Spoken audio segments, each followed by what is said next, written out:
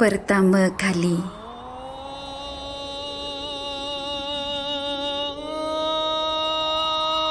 Allahu Akbar, Allahu Akbar. Pertama kali bermesyuarat secara online, terus rindu dengan suasana di pejabat. Pertama kali kita dengar penjarakan sosial, terus teringat kepada mak, ayah di kampung yang lama telah tidak kita hubungi, walaupun melalui telefon.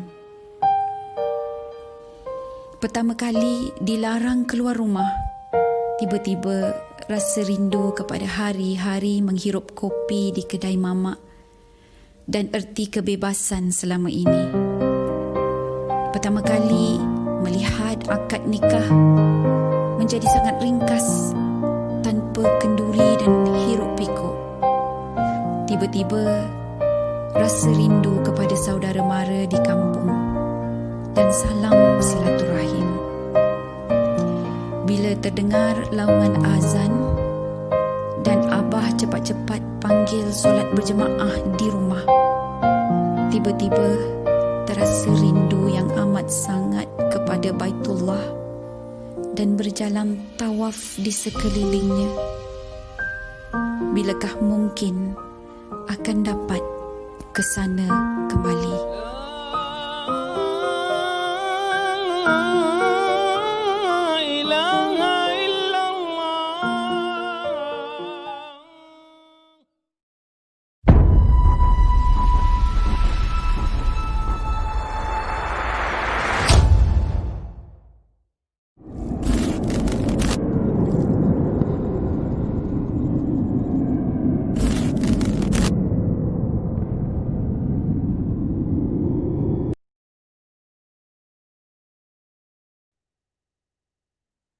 Okey. Assalamualaikum warahmatullahi taala wabarakatuh. Salam sejahtera. Selamat pagi kepada semua. Mudah-mudahan Allah berkati dan insya-Allah pagi ni kita akan bersama dengan saya Ustaz Firdaus Rock. Boleh panggil saya Ustaz Rock je. Dan juga kita bersama dengan Al-Fadil Ustaz Daud Cik Ngah, tuan guru kita yang merupakan salah seorang daripada pakar rujuk antara rujukan kita dalam bidang haji dan umrah di Malaysia ni insya-Allah. Dan hari ini kita punya tajuk adalah salam. Salam tanda cinta pengubat luka. Gitu kan. Jadi tajuk dia bunyi macam catchy sikit kan. Tapi sebenarnya kita nak menghayati apa makna salam dan apa kaitan dia juga dalam siri berkat kita ni bersama insya-Allah. Dan sebelum tu, sebelum kita bermula, yang sedang menonton, saya galakkan untuk kita sama-sama share, kejap ya. Share dengan cara kita boleh share di Facebook, kita boleh share di Facebook kita boleh share di WhatsApp, di grup-grup, juga di Telegram atau di platform yang lain. Dan juga insya-Allah kita nak ceritakan, nak bagi tahu kepada semua bahawa kita di Andalusia ada pendaftaran zero deposit. Ya, kalau ada yang nak berdaftar, nak pergi umrah, boleh maklumkan kepada mutawif ataupun boleh terus ke Andalusia untuk dapatkan maklumat lebih lanjut. Dan juga yang kedua, kita ada grup Facebook Rindu Baitullah. Yang mana dalam tu kita share tentang pengalaman kita. Kita share tentang apa yang kita pernah hadapi dan juga nak mengubat rindu kita. Mengubat rindu kita terhadap Baitullah, yang mana walaupun kita dalam keadaan sekarang ni, tapi mungkin dengan rindu tu ramainya orang terasa hatinya, dan dengan doa insya-Allah lebih mustajab doa kita insya-Allah.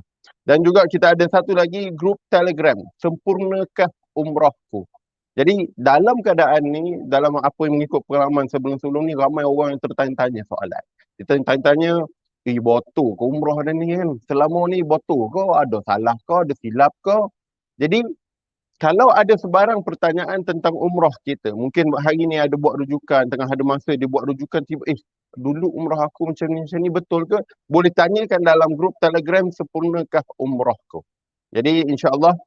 Dan makluman yang seterusnya adalah kita di Andalusia HQ Kampung Padan dan di semua cawangan-cawangan Andalusia masih lagi berjalan seperti biasa. Jadi kalau perlukan maklumat lanjut, nak tanya tentang pakej umrah, boleh terus pergi ke cawangan-cawangan umrah dan juga HQ Andalusia. Dan siri berkat ini, rahsia berkat ini berlangsung daripada pukul 11 pagi hingga 1 tengah hari. InsyaAllah. Dan kita live santai, ada live santai juga setiap Isnin hingga Jumaat pukul 3 petang hingga 3.30 petang. Dan juga kita ada kursus umrah online bersama dengan Ustaz Daud Cik Ngah daripada jam 10 pagi hingga 12 tengah hari setiap hari Sabtu. Jadi jangan lepaskan peluang, ada peluang untuk menuntut ilmu, ada peluang untuk dengar kebaikan, sama-sama kita ambil peluang tu dengar online sambil-sambil buat kerja kat dapur, sambil-sambil masak kat rumah tu kan, boleh dengar ceramah insya-Allah. Jadi dengan tak perlu kita tunggu lebih lanjut lagi, kita boleh sama-sama kita jemput Ustaz Daud Cik Ngah untuk bersama dengan kita. Assalamualaikum warahmatullahi taala wabarakatuh. Ustaz Daud Cik Ngah, guruku tersayang. Waalaikumsalam warahmatullahi wabarakatuh. Apa khabar Ustaz Ra? Alhamdulillah, sihat-sihat. Alhamdulillah. Sejak kita apa nama ni buat penggambaran di College Islam Selangor dulu. Ni baru jumpa balik. InsyaAllah. Ya. Boleh teruskan? Jadi kita betulkan sikit sound. Silakan.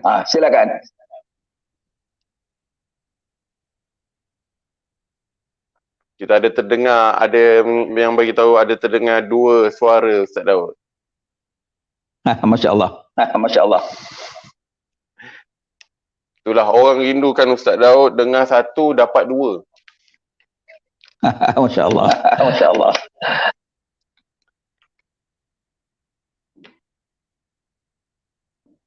Okey, boleh Ustaz? Boleh, silakan. Begini, tajuk kita hari ini berkenaan dengan salam. Bila kita sebut tentang salam, mari kita lihat beberapa untaian daripada hadis dan Al-Quran supaya menguatkan tajuk kita hari ini, mengapa kita memilih salam sebagai perbincangan.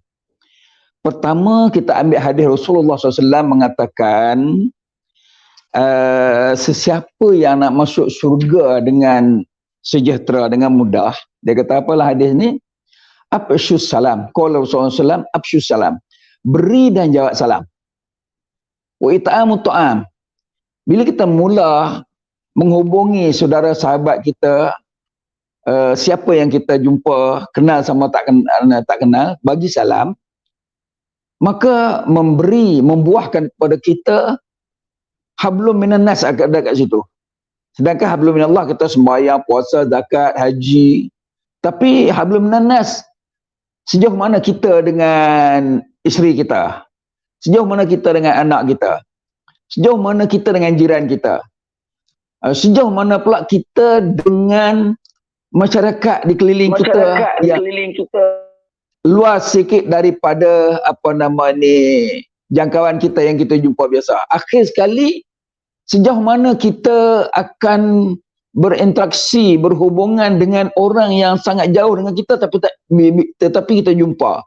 Seperti sembahyang Jumaat.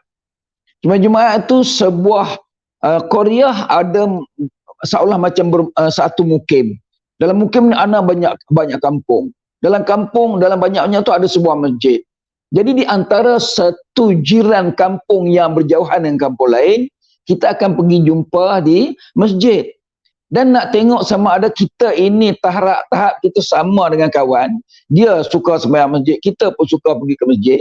Yang tak suka tu tolak sebelah lah.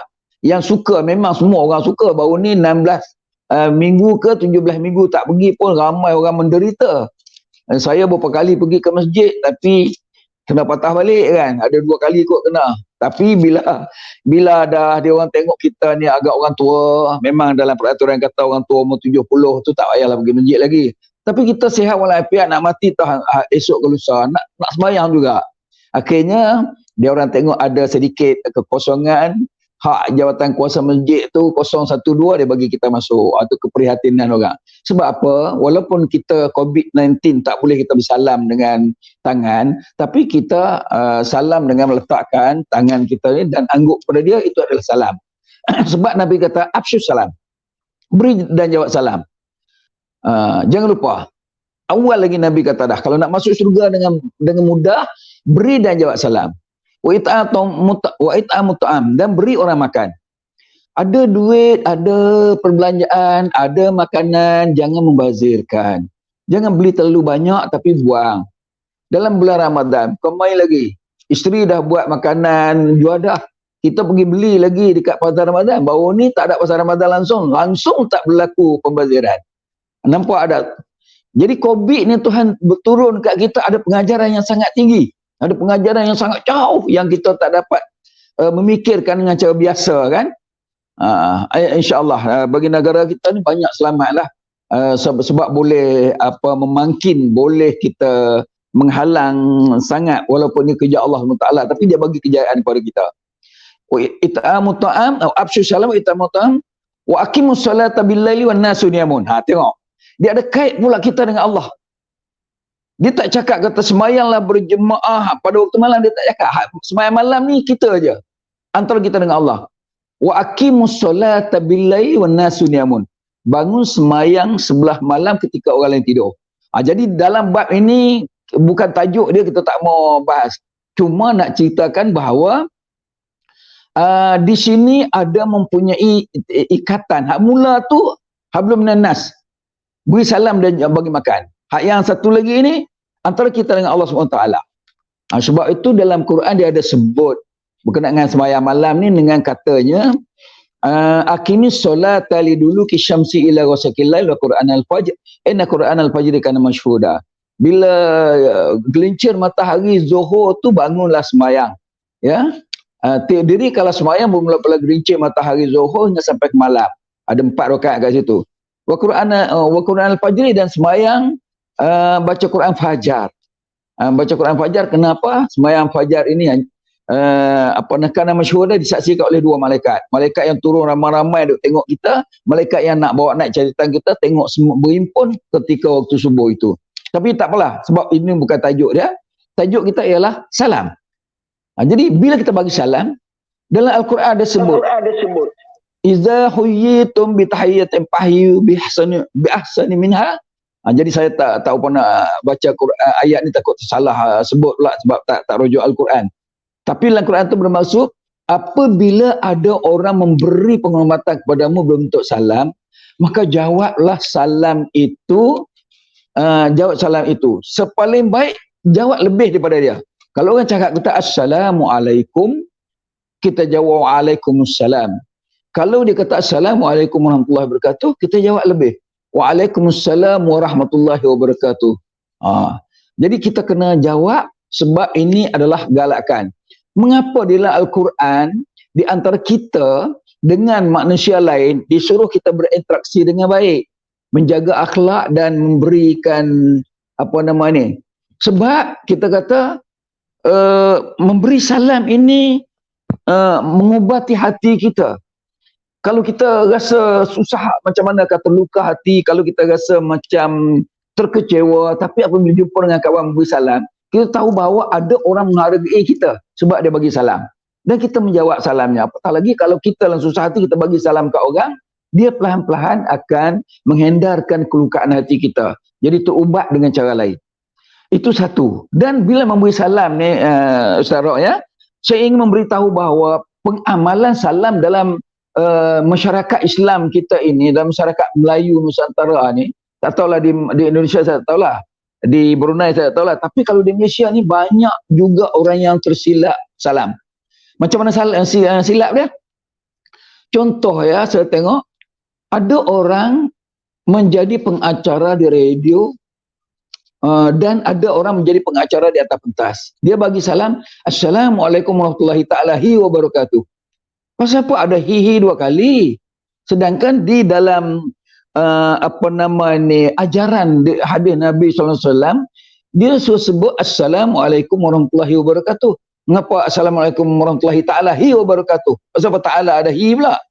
Jadi ini satu tidak keprihatinan kepada Islam. Jadi kalau orang kafir yang selalu mendengar salam, tiba-tiba dia dengar hi, dia kata memang orang ni bagi salam tak betul. Jadi kalau orang bukan Islam pun dapat menilai bahawa kita bagi salam tak betul, jadi payahlah. Sebab saya pernah dengar. Saya pernah dengar di radio, berkali-kali dia sebut. Jadi saya hari tu entah macam mana, saya cari telefon, saya telefon kepada penerbit. Tolong nasihat kepada pakar yang bercerita hari ini ni bahawa salam dia tu tak kena. Assalamualaikum warahmatullahi ta'ala wabarakatuh tak kena. Betul kan, sebab ini menurunkan darjat kita. Itu satu. Dan kita ambil pula perkara yang kedua. Yang jawab salam, waalaikumsalam. Ada dua tiga salah tu. Ada yang waalaikumsalam pun ada, waalaikumsalam pun ada. Dia tak betul. Dia bila sebut tu kena habis lah. Waalaikumsalam. Waalaikumsalam. Kumu tu kena ada. Keluar alaikum salam. Jadi salam tu nak kait dengan apa? Sebab dalam ni waalaikumsalam. Assalam di hujung tu ada alif lam. Keluar alaikum salam. Salah. Sebab Islam ajar bahawa assalam di hujung tu ada alif lam. Waalaikumsalam. Jadi mu tu kena bunyi. Minta maaf lah, saya terpaksa betulkan bahawa saya dah bercita-cita lama dah. Kalaulah saya diberi ruang kat TV ke, dekat radio ke, saya nak betulkan benda yang tak betul. Sekedar kita kena membiasakan perkara yang betul. Membetulkan perkara yang biasa. Bila kita terbawa dengan benda ini, jadi tak seronok kita tengok. Bukan itu saja. Jadi galat. Saya tengok satu lagi nak sambung sekali lagi. Kadang-kadang saya tengok, kadang-kadang orang baca doa pun. Alhamdulillah rabbil alamin wassalatu wassalam. T itu tak betul. Kalau kita sebut alhamdulillahi rabbil alamin wassalatu wassalam, bukan wassalati wassalam. Berapa ramai. Kadang-kadang saya tengok pakar yang hebat sekali bermotivasi dekat TV. Bila bercakap membuka bara'atul istihlal dia, pembukaan di dalam ucapan Assalamualaikum warahmatullahi wabarakatuh. Satu dah. Yang kedua pula, alhamdulillahirabbil alamin wassalatu wassalam. Salah ya, minta tolonglah. Dia mesti wassalatu wassalam, bukan wassalati wassalam. T itu salah. Sebab alhamdu tu adalah merupakan mubtada khabar. Jadi wassalatu mubtada khabar yang diatafkan dengan alhamdu. Jadi kalau alhamdulillah wassalatu wassalamu ala rasulillah. Itu sajalah. Minta kita kena perbetulkan benda yang kita biasakan dengan tak betul, betulkan. Sebab kita sebagai seorang Islam, patutlah kita kena ada satu kaedah yang betul untuk kita lakukan sesuatu, apatah lagi benda yang paling mudah. Jadi tajuk kita hari ini ialah salam. Bila kita suka bergembira dengan salam yang kita hemburkan kepada kawan, maka alhamdulillah kita berasa bila kita bagi salam ke orang itu, kita berasa dia selamat, kita pun selamat. Salam sejahtera kepadamu. Selamat sejahtera kepadamu. Maka kita pun selamat. Sebab sebelum saya mengakhiri mukadimah awal ni, saya nak sebut satu hadis. Satu hadis Rasulullah SAW mengkhabarkan satu hadis diriwayatkan oleh Abdullah bin Mas'ud radhiyallahu an, mengatakan bismillahirrahmanirrahim, wallazi nafsi biyadihi la yuslimu abdun hatta yaslaman nasu min qabli wa lisanihi wa yadihi wa la yu'minu abdun hatta ya'munu jaruhu biwa'iqihi bawa'iqahu. Saya pun takut salah. Qulna ya Rasulullah wa ma bawathiku, qala ghasyatun wa dhulmuh. Maksudnya dia kata, demi Allah tidak seorang hamba sehingga selamat ke semuanya orang dari gangguan hati, lidah dan tangannya. Jadi dia kata seorang hamba itu bila berkumpul dengan orang lain, dia akan merasa selamat. Merasa selamat ya. Selamat dari gangguan hati, gangguan lidah, gangguan tangan. Dan tidak beriman seorang hamba sehingga aman jirannya dari gangguannya. Sahabat bertanya, apakah gangguan-gangguannya Rasulullah? Jawab dia tipuan dan aniaya. Jadi, kalau orang itu mengamalkan salam, bermaksud dia baik, dia ada hubungan kita.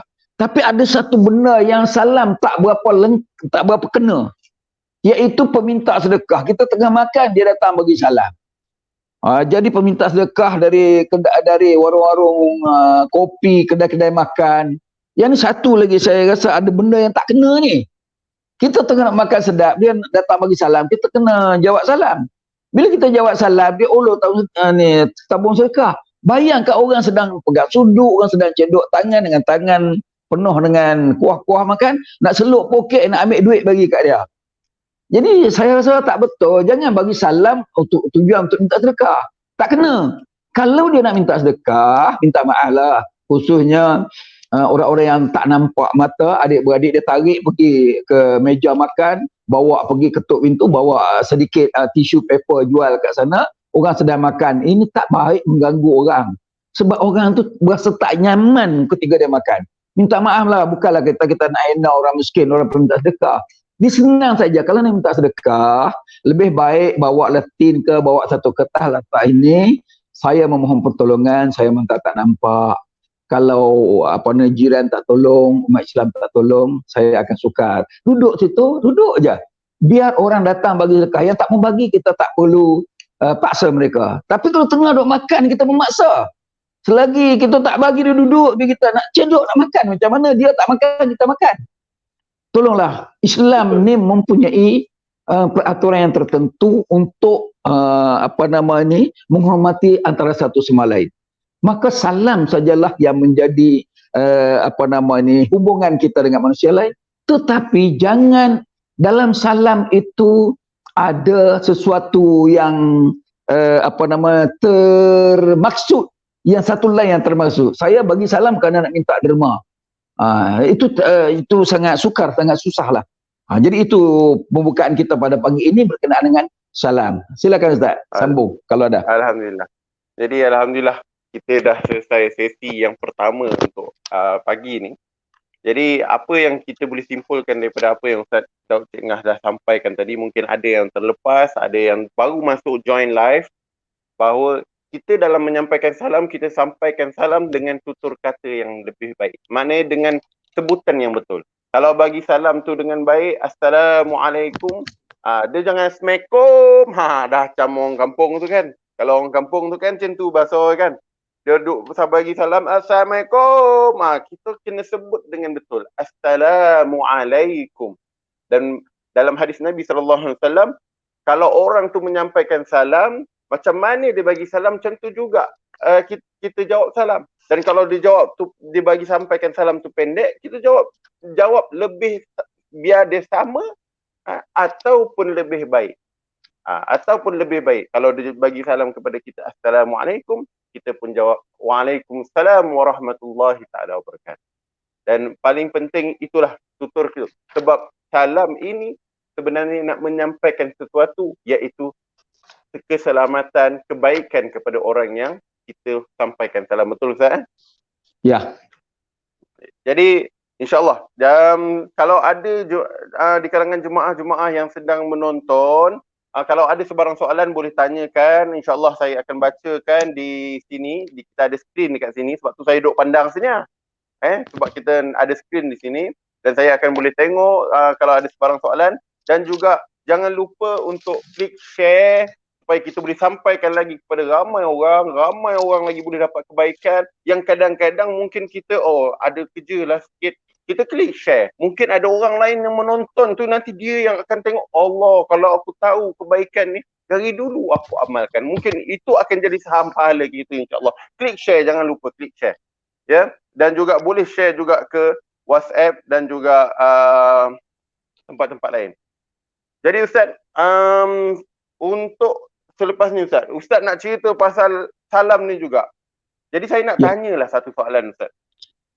Kadang-kadang saya ni dalam waktu COVID, hari tu bersama dengan sahabat-sahabat NGO membantu untuk frontliner, untuk asnaf. Malah ada di kalangan kami yang dalam NGO ni sendiri merupakan orang bukan Islam. Seperti mana mungkin ada yang tahu, saya bersama dengan Ustaz Kentang dan Ustaz Kentang pula, Uncle Kentang. Lepas tu ada beberapa NGO lain yang memang ditubuhkan oleh orang yang bukan Islam. Tapi mereka ni dah biasa bergelumang dengan kita, umat Islam. Dan dah biasa dengan orang Melayu. Dan kesebutan dia kalau dia borak dengan kita, insya-Allah, subhanallah, alhamdulillah, itu dah biasa. Dan dalam masa yang sama, dia kalau berjumpa dengan kita, dia akan bagi kita salam. Dia akan bagi tahu, Assalamualaikum Ustaz. Dia sebut tu sebutan dia betul dengan yang penuh, dan dia tak adalah Assalamualaikum warahmatullahi taala wabarakatuh, tapi dia bagi salam kepada saya ataupun sahabat lain, Assalamualaikum. Macam tu. Jadi macam mana kalau kita nak jawab tu, Ustaz? Nak jawab dalam bentuk macam mana? Ataupun kita nak diamkan ke, ataupun apa jawapan Ustaz? Terima kasih. Soalan cantik pagi ni, Ustaz. Kebetulan Ustaz pun selalu berdampingan dengan orang-orang bukan Islam tapi mereka sangat baik dengan Islam. Macam Uncle Kentang memberikan mendermakan dia punya duit untuk membeli kereta jenazah hadiah. Lepas itu kereta jenazah dia pun tak payah isi minyak, ambil pakai je lah. Kalau nak balik, kalau minyak tak ada baru tambah, dia dah penuhkan. Jadi kalau insan macam ini yang minat dengan Islam, dia tentu baik dengan Islam, cuma dia tidak beriman. Tapi dia baik dengan Islam, artinya ada unsur-unsur kebaikan kepada dia. Jadi bila Ustaz tanya, dia bagi salam kat kita, kita nak jawab macam mana? Ada dua bentuk jawapan. Jika kita bertemu dengan orang kafir harbi, orang yang memang tak suka Islam, tiba-tiba dia bagi salam kat kita untuk macam nak mempermain-mainkan ke, ataupun macam orang di Palestin lah kita katakan. Orang Israel memberi salam pada orang Palestin biasa, Assalamualaikum. Orang Palestin pun jawab, tapi mereka ni kafir harbi, kafir yang perlu diperang. Maka diajar oleh agama kita, suruh jawab Assalamualaikum, kita kena jawab Assalamualaikum. Itu Assalamualaikum. Jadi kita jawab Waalaikumsalam. Kalau kita jawab Waalaikumsalam, sama taraf kita dengan dia. Tetapi kalau sekiranya spesies manusia macam Uncle Kentang yang baik sangat dengan Islam ini, kalau kita tak jawab salam dia, sedangkan kita terima segala budi baik dia, segala pemberian dia, segala kerja khairat dia, antara dia dengan Allah tu pulang lah, Allah nak terima atau tidak, kita tak tahu hal. Mungkin dalam hati dia macam mana kita tak tahu. Tetapi jawapan kena secara zahir kena jawab betul. Assalamualaikum, tidaknya Waalaikumsalam, jawab tu. Boleh pula tadi ni, sebab dia ni ialah orang yang sangat berminat dengan Islam. Kita kena layan dia mengikut apa yang disuruh oleh Al-Quran. Iza huyitu bitahiyatin dari, apabila orang menghormatimu dengan satu penghormatan, jawab selebih baik daripada apa yang dia jawab atau seumpama yang dia bagi. Jadi walaupun dia bukan Islam, tapi kita tengok minat dia kepada Islam tinggi. Sebab itu kita tengok ramai sekarang ni orang bukan Islam, apabila kita mengenengahkan perkara-perkara jujur berdasar kepada iman dan Islam, mereka tertawan dengan Islam, semua tak mau mengucap kalimah syahadat lagi. Tengok keadaan-keadaan sekitar mereka lah. Jadi ini perkara penting yang kita kena tengok. Jadi ada dua. Sebab saya ambil contoh begini. Di dalam masjid kita speaker rosak. Nak sembahyang Jumaat, nak baca khutbah tak boleh. Kita panggil budak Melayu Islam, kita datang pembaik pun tak betul juga. Sedangkan kita beli amplifier tu habis dekat 15 ke 20 ribu. Dia ada seorang pakar je, iaitu pakar terdiri daripada orang bukan Islam. Pakar. Dan kita tak tahu dia ni kafir harbi ke zimmi ke, tapi dia pakar lah kawasan itu, dia boleh buat. Jadi untuk kepaedan umum, kita kena bawa masuk orang bukan Islam tu dalam masjid. Bawa dia masuk. Yang salahnya kita bawa masuk orang bukan Islam dalam masjid, suruh dia ceramah pula dalam tu. Itu tak betul. Ini kita nak pakai benda tu, tanpa pertolongan dia akan jadi sulit. Maka ad-daruratu tabi'ul mahzurat. Darurat itu membolehkan benda yang tak boleh. Jadi kita bawa lah pakar ni masuk ke dalam masjid kita. Asalkan jangan dia pergi duduk di tempat imam sembahyang, di tempat dewan tu, dia masuk lalu ke masjid, langkah, asalkan jangan bawa najis sudah.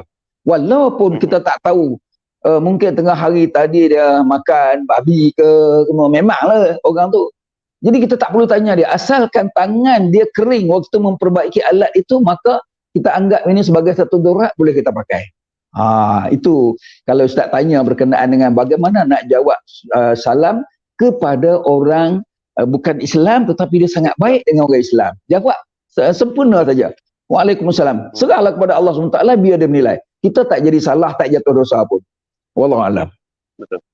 Jadi berdasarkan jawapan Ustaz tu, tak salah untuk kita jawab.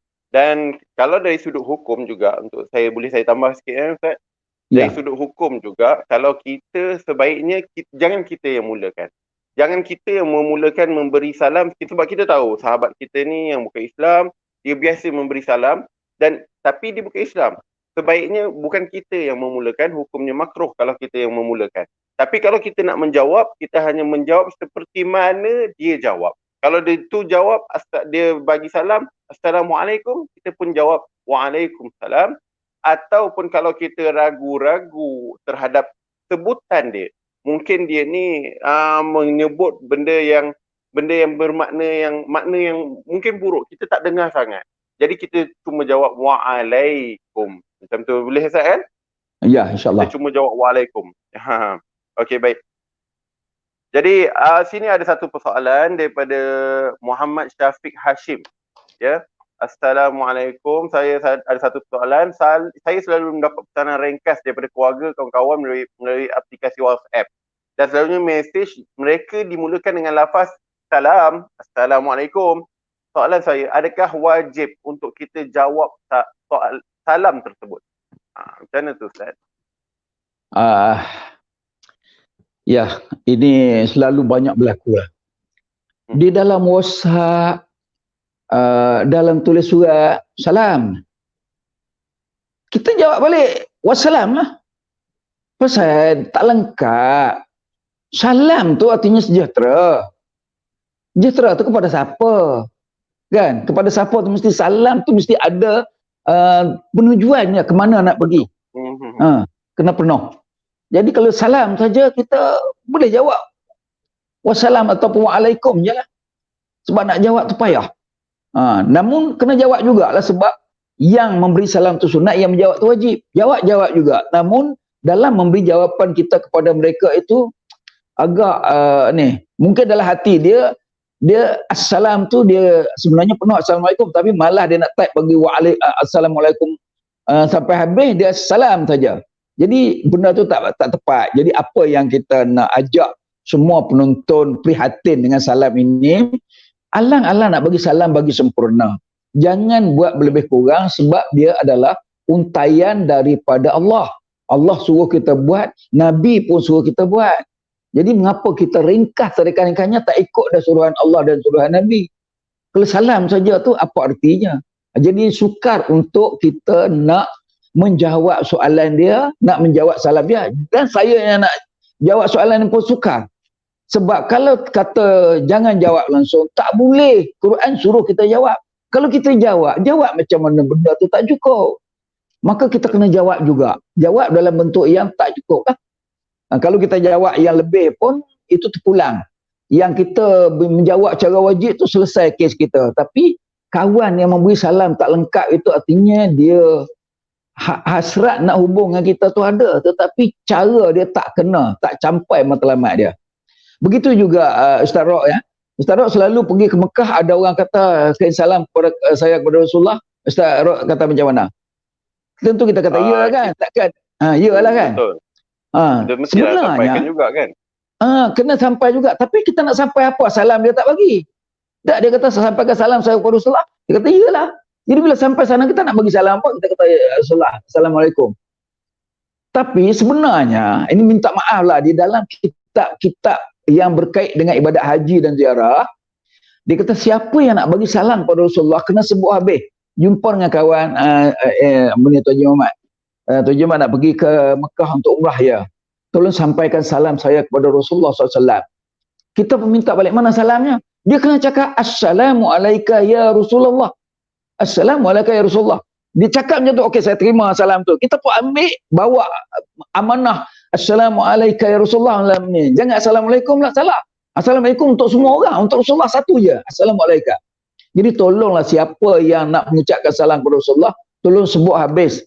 Assalamualaikum ya Rasulullah. Kita pergi cakap dengan kawan, dah bagi salam kawan tu. Assalamualaikum warahmatullahi wabarakatuh. Dia jawab waalaikumsalam. Muhammad apa khabar? Baik. Dengar khabar tuan nak pergi ke Mekah? Ya saya insyaAllah pergilah dalam minggu depan. Betul kan minggu depan ni? Bisa tak buka lagi ni? Tunggu bulan 9 kot. Tunggu bulan 9. Doa-doa kalah. Ya insyaAllah dalam bulan 9 ni saya nak pergi kalau buka ni. Oh takut tak jumpa dah, tolong sampaikan salam saya kepada Rasulullah. Kita pun tunggu dia. Tunggu saja. Tunggu tak dapat apa pun. Kita cakap balik kat dia. Mana salam yang nak sampaikan Rasulullah tu? Yang tolong sampaikan salam, saya dah bawa lah salam tu. Tapi apa yang saya nak bagi kepada Rasulullah, kau tak cakap kat dia? Salam untuk semua orang umum. Khas kepada Rasulullah. Dia kata habis ni buat macam mana? Cakap macam ni. Assalamualaikum ya Rasulullah sallallahu alaihi wasallam. Maka kita tak apa-apa, saya terima salam ni. Kita pun waalaikumsalam, ambil terima ni, jadi sebagai amanah kita pergi ni. Dan jangan lupa kalau dia beria-ria sangat, tolong tulis dalam buku diary atau masuk dalam WhatsApp. Tulis buku diary. Sampai ke Mekah, ketika menziarahi makam Rasulullah SAW di Rawdah, ketika kita sampaikan. Kalau tak dapat sampaikan, bila-bila masa saja duduk di Madinah, sampaikan. Jangan dia atas kapal terbang dah, bagi salam kepada Rasulullah dah. Tak lengkap sebab dia kata sampaikan salam saya kepada Rasulullah. Bermaksud ketika kita menziarah makamnya.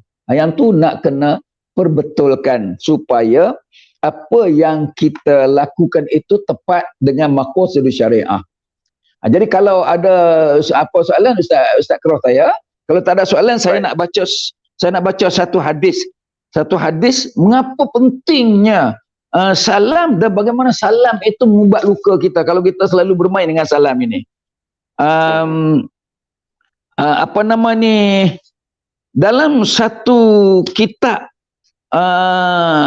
Suhuf, dia ada menyebut tentang hubungan kita dengan orang di persekitaran. Katanya macam mana? Ya bena Adam, sil rahimaka bimalika fa in bakhilta bimalika aw qalla maluka famshi ilahi birijlih. Wa qala Nabi SAW, sallu arhamakum walau bisalam.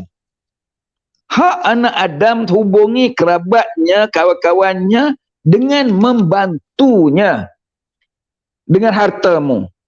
Kalau engkau bakil dengan hartamu atau sedikit hartamu, maka berjalan kepadanya dengan kakimu dan bagi salam.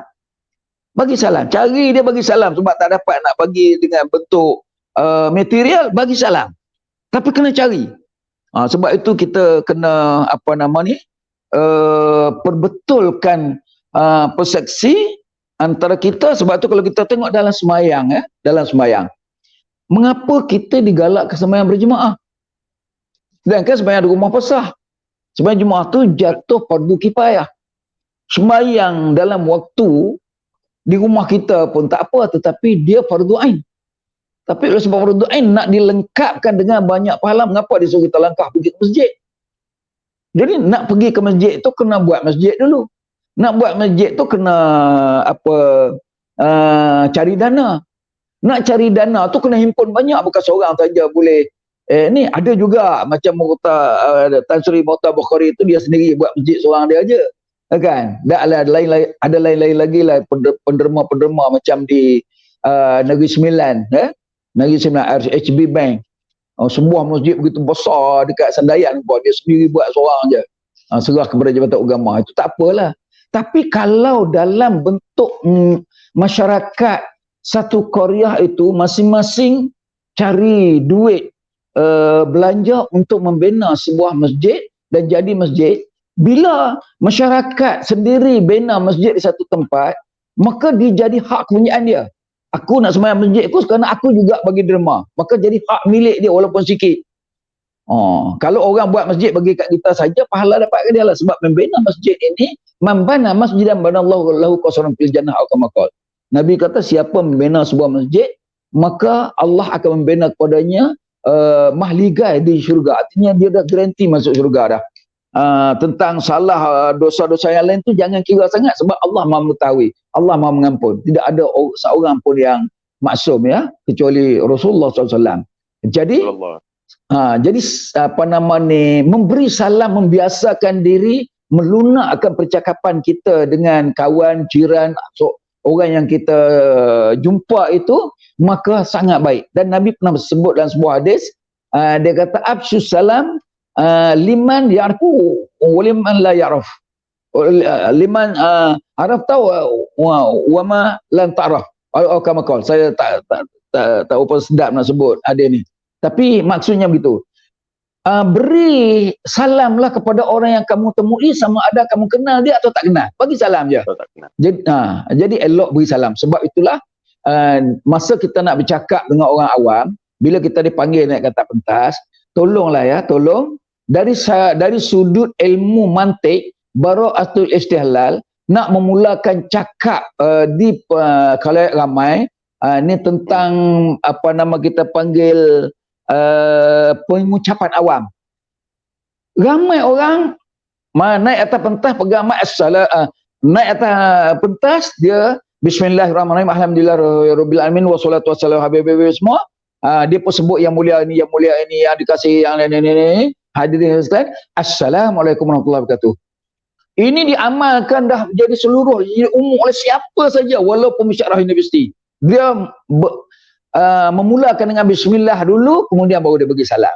Dalam bab bercakap public speaking, dalam cakap berhadapan dengan masyarakat umum, dan kita sebagai speakernya, sebagai penceramahnya, Islam kata apa? Assalam qoblal kalam. Bagi salam dahulu sebelum cakap. Assalam qoblal kalam. Bagi salam dahulu sebelum cakap. Sebab rujuk balik kepada hadis Nabi tadi. Afsyus salam wa it'amut ta'am wa aqimus solata bil laili wan nasu niyamun wa yadkhulunal jannata bisalamin. Kalau kita buat tiga benda ini, Allah akan bagi syurga kat kita, kerana dia lihat liniannya, lembutnya hati kita, suka berhubungan dengan orang lain dengan cara kita memberi makan, kita memberi salam, memberi makan. Lepas tu malam pula kita berhubung dengan Allah, mengadu hal kita kepada dia dengan berdoa dan sembahyang tahajud dan sebagainya. Maka dengan itu baru lengkap. Tolonglah bila kita masuk ke pejabat atau masuk ke naik ke atas pentas, jangan bismillah dulu, walaupun kita katakan apa nama ni, kullu amrin zibalin la yubda'u fiha bismillah fa huwa aqta. Semua amalan-amalan yang diberi pahala kalau tak mula dengan bismillah maka terpotong. Sebab tu saya bila pergi ke seminar-seminar Islam, dia orang bagi kertas kerja. Bila bagi kertas kerja, saya tengok dah mula dah tajuk ni terus je. Bismillah tak ada, alhamdulillah tak ada, selawat Nabi tak ada. Saya komplain. Ada 2-3 tempat baru-baru ni. Saya kita minta tolonglah sebelum kita memulakan perbincangan, masing-masing tolong bismillah alhamdulillah dulu dalam kertas kerja ni. Kalau kita tak mula dengan bismillah, kita ni buat kerja nak membantu masyarakat Islam. Kita ni nak buat keputusan yang berkait rapat dengan kaedah-kaedah Islam. Tapi sayang kita tak mulakan dengan bismillah. Maka pengurusi tu orang minta maaf lah, kami tak perasan. Jadi saya kata, tolonglah lain kali nak mulakan. Sebab saya ni orang tua, kalau nak marah-marah lah apabila saya tegur. Sebab saya beberapa hari saya nak mati, saya pun tak tahu lagi. Setakat mana ilmu yang daripada saya lepaskan. Dia kenalah setiap kertas kerja kita mula dengan bismillah. Sebab hadis ni kata kullu amrin zibalin la yubda'u fiha bismillah fa huwa aqta. Semua benda-benda yang mempunyai pahala dalam perbuatan kita itu naklah dimulai dengan bismillah. Berbanding dengan kita nak mengucap. Berucap ini betul lah kita nak memulai dengan bismillah, tapi bagi salam dulu. Sebab ada hadis lain menyuruh kita bagi salam, afsyus salam wa it'amut ta'am. Jadi bangun kita bagi salam. Kita mulakan dengan salam dulu kan. Mulakan dengan salam. Sebelum apa-apa nak ceramah ke apa ke, kita bagi salam dahulu. Satu lagi Ustaz, bila bagi salam jangan terus cakap. Ni semua assalamualaikum warahmatullahi wabarakatuh. Bismillahirrahmanirrahim. Apa arti kita bagi salam ke orang-orang tak sempat nak jawab, kita dah lain, tak boleh. Salah dari segi peraturan syariah. Peraturan syariah bagi salam tunggu sampai 3-4 second dulu. Assalamualaikum warahmatullahi wabarakatuh. Diam sekejap. Barulah auzubillahi minasyaitonirrajim, bismillahirrahmanirrahim. Jadi ini peraturan yang orang tua-tua macam kami ni selalu mengamalkan. Orang muda sekarang ni kadang-kadang profesor universiti pun oleh sebab dah biasa dah naik atas pentas bismillahirrahmanirrahim tu assalamualaikum warahmatullahi wabarakatuh, tunggu bagi salam pun tak sempat orang nak jawab. Kan macam di TV selalu dulu, sekarang ni tak ada lagi dah. Kebelakangan ni tak ada lagi dah. Setiap kali berita dia orang bagi salam assalamualaikum warahmatullahi wabarakatuh. Sekarang ni sudah tak ada lagi, saya tak tahu apa sebab dia. Di mana berita dalam TV1 apa semua ni tak mula dengan salam lagi. Tapi masa dulu bagi salam juga tapi tak bagi orang jawab. Assalamualaikum warahmatullahi wabarakatuh. Inilah tajuk-tajuk utama semua. Tunggulah sekejap. Assalamualaikum warahmatullahi wabarakatuh. Duduklah sekejap dulu dalam 3 second sampai orang dapat jawab waalaikumsalam. Barulah inilah tajuk-tajuk berita. Jadi benda ni saya telah tegur ataupun telah saya sampaikan komen ini kepada pihak berkenaan satu ketika dulu dan juga di Dewan Bahasa Pustaka. Saya bagi tahulah masa panggil satu persidangan bercakap-cakap berkenaan dengan bahasa dan sebagainya. Saya memperbetulkan sedikit benda ini. Kalau salah tak mau terima pun tak apa, saya tak ada masalah. Sebab apa yang ditunjukkan oleh Islam kepada kita, caranya kita ikut baru capai maqasid syariah. Silakan Ustaz lagi. Okey, baik. Ni ada satu soalan daripada sahabat saya yang mana di live party saya lah, yang di Facebook saya. Ya. Jadi dia tanya, yang pertama ada salam daripada sahabat saya juga, sahabat saya yang bukan Islam yang saya sebutkan tu juga, nama dia Elvin, dan dia bagi salam sejahtera kepada semua. Dan juga ada satu soalan daripada jemaah kita Ustaz, jemaah haji kita, Dr. Nurman, yang mana merupakan salah seorang sukarelawan haji dan juga sukarelawan haji kita. Jadi dia tanya dengan kita macam mana cara yang terbaik untuk menyampaikan salam kepada baginda Rasulullah sallallahu alaihi wasallam. Okey. Yang kita sahabat kita yang bukan Islam tadi ni, kawan lah kata sahabat ni dah jadi ni dah. Kawan kita yang yang bukan Islam tadi, bila dia bagi salam kita jawab balik salam. Kita jawab waalaikumsalam balik kat dia sebab dia orang baik, pasal tu dia hubungan kita. Sebab kita doa ni semoga bila dia tengok akhlak kita baik, bercakap pun baik, lembut, jawab balik salam dia, satu hari dia terima. Dia kata ini aku bukan Islam pun dia pelayan aku macam orang Islam juga. Bagi salam dia. Jadi tidak ada beza, memudahkan kita. Cuma yang kita kata yang kafir zimmi tu assalamualaikum lah jawab dia. Wallahu alam. Kalau dia orang tanya kita pasal apa, jawab macam tu sebab kafir zimmi ni dia mau masuk Islam. Sedangkan orang Islam tak musuh langsung kafir ni, walaupun dia zimmi kita tak musuh dia. Kecuali dia angkat pedang di zaman dulu, dia angkat senjata nak lawan, barulah kita lawan balik. Tapi sekarang ni kita orang Islam ni dengan orang kafir ni sangat-sangatlah lenient dalam lembut, kan? Okey, itu satu. Kemudian kita jawab balik soalan yang kedua, bagaimana yang terbaik saya nak memberi salam kepada Rasulullah SAW. Pertama sekali, pastikan orang yang kita nak sampaikan amanah bagi tujuan menyampaikan salam kita itu dia memang nak sampai ke Madinah. Ada yang pergi ke Mekah saja tak pergi ke Madinah, kita sampaikan salam, jadi ada beban kepada dia. Kita pastikan tanya dia, tuan nak pergi ke umrah ni, nak pergi ziarah Madinah tu dia. InsyaAllah saya akan pergi ziarah makam Rasulullah SAW. Dia kata tolong sampaikan saya kepada Rasulullah SAW. Bila dia kata sampai tu, kita kena minta dekat dia mana salamnya. Dia kata tadi aku cakap tak. Pada Nabi salam khusus. Macam mana salam khusus? Kena sebut sampai kita dengar assalamu alayka ya Rasulullah. Kalau boleh tambah sallallahu alaihi wasallam. Bila dia habis cakap je, okey saya terima salam itu. Walaupun kita tak jawab balik soalan dia sebab soalan tu kepada Nabi. Okey, cukup cakap tu mengaku. Okey, saya menerima salam yang tuan sampai itu sebagai amanah, saya akan sampai kepada Rasulullah ketika saya berada di Raudah nanti. Jangan lupa kalau ingat itu jangan juga type dia dalam buku dalam WhatsApp, dalam WhatsApp ataupun di dalam handphone kita supaya kita teringat. Bila kita buka handphone kita teringat. Ataupun ada buku kecil tulis. Tapi kalau dah ramai sangat, kalau ramai sangat orang pesan dekat Ustaz Rok. Ustaz Rok nak pergi, Ustaz Rok pula hebat, orang suka sangat. Minta maaf tak? Orang suka ikut Ustaz Rock ni. Satu Kullu banyak. minallah. Allah. Ya Alhamdulillah. Kullu minallah insyaAllah. Tawakkalna Allah. Tiba-tiba Ustaz ramai sangat. Ini bagi salam pada Rasulullah. Bagi salam. Dia pun cakap Assalamualaikum Rasulullah semua. Kalau banyak sangat, tak sempat nak tulis. Bila kita pergi sampai ke sana, menghadap makam Rasulullah SAW, kita sebut Assalamualaikum ya Rasulullah min muslimin muslimat Allahu a'lamu bi asma'ihim. Itu kalau bercakap Arab. Kalau tak ada cakap Arab, cakap Melayu. Assalamualaikum ya Rasulullah SAW. Saya sampaikan salam daripada kawan-kawan saya yang menyampaikan salam yang kalimahnya saya sebut tadi kepada baginda Rasulullah SAW. Dan saya tak ingat nama mereka. Allah Maha mengetahui. Berikanlah rahmat kepada mereka kerana menyayangi Rasulullah SAW dengan menyampaikan salam melalui amanah yang diberikan kepada saya dan saya sampaikan tadi. Jadi lambat tak apa, tadah tangan. Tapi tolonglah jangan tadah tangan menghadap ke makam Rasul, nanti kena hambat nanti. Kena hambat. Jadi tangan turun ke bawah. Tangan turun ke bawah, cakap je. Kadang-kadang polis di Arab Saudi ni dia tengok kita macam kita doa menghadap Rasulullah, dia akan halau kita keluar.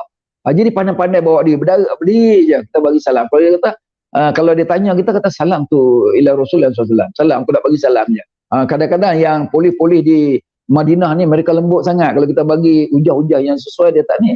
Dia tak mau jika kita buat benda yang khurafat, macam angkat tangan menghadap ke makam Rasul sedangkan kiblat sebelah kanan kita. Dia tak boleh. Dia tak boleh ya.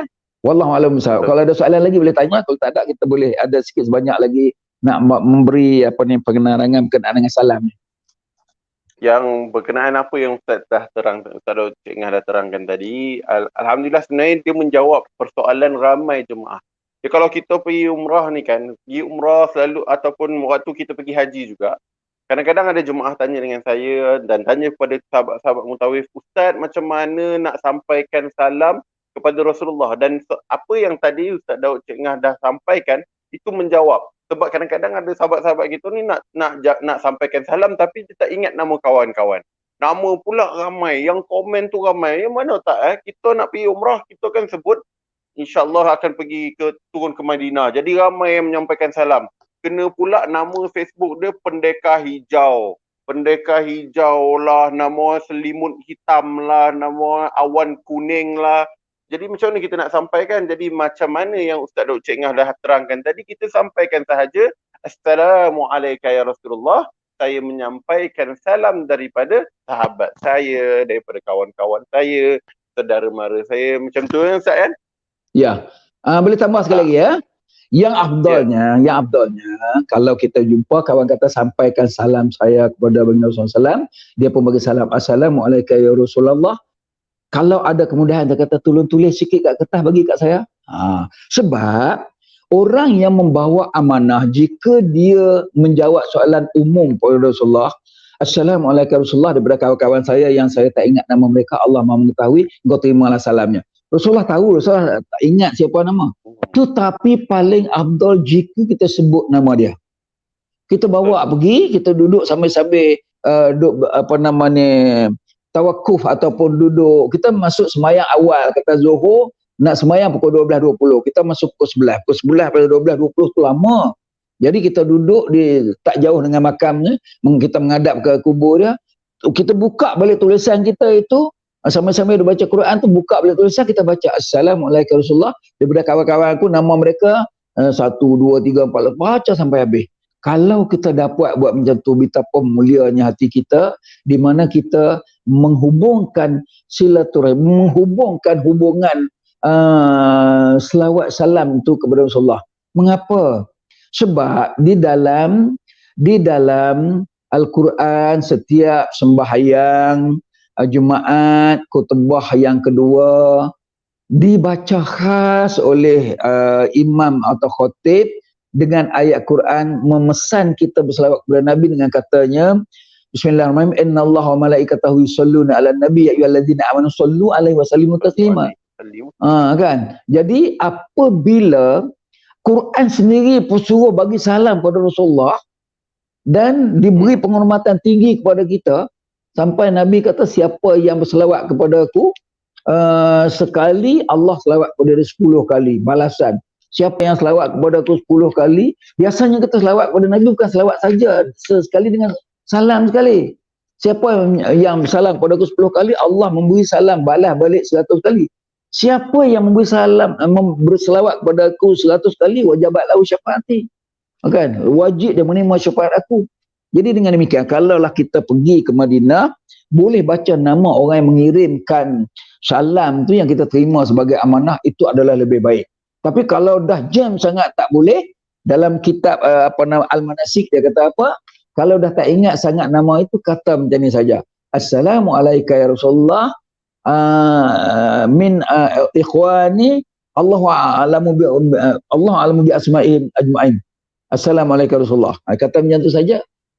Tak apalah, dah lepas dah taksir dan lepas daripada tanggungjawab amanah yang kita pegang. Wallahu a'lam. Jadi Ustaz, tadi Ustaz ada cakap, Ustaz ada, ni kita ada satu soalan daripada sahabat kita.